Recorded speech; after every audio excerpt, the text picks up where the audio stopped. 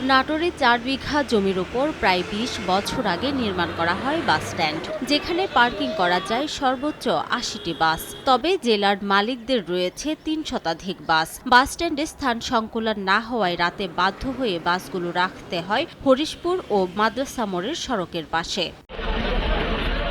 বাসগুলো সড়কের পাশে রাখায় প্রায়ই ঘটে দুর্ঘটনা। গত জানুয়ারিতে মুক্তিযোদ্ধা সংসদ এলাকায় বাস পার্কিংয়ের সময় ২টি ট্রাক নিয়ন্ত্রণ হারালে সংঘর্ষ হয়। এতে গুরুতর আহত হন কয়েকজন।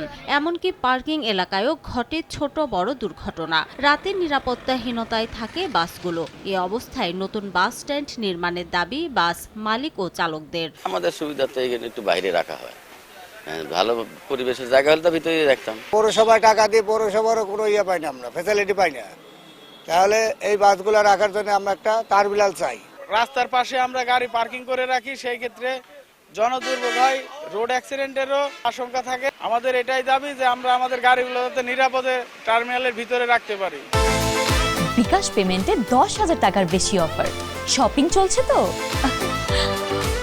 তবে বাস প্রতি ৫০ টাকা আদায় করে পৌর কর্তৃপক্ষ।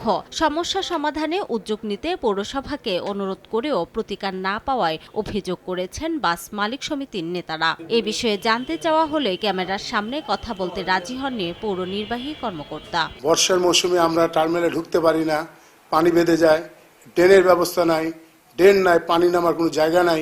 এত ছোট টার্মিনাল দিয়ে আজকালকার বর্তমান যুগে যত গাড়ি, এই টার্মিনাল দিয়ে আমাদের কভার হয় না। ২০০৭ সালে শহরের ভবানীগঞ্জ এলাকার বাস স্ট্যান্ডটি পরিত্যক্ত ঘোষণা করা হয়। পরবর্তীতে শহরতলির হরিশপুরে নির্মাণ করা হয় নতুন বাস স্ট্যান্ড, যা পরিচালনা করছে নাটোর পৌরসভা।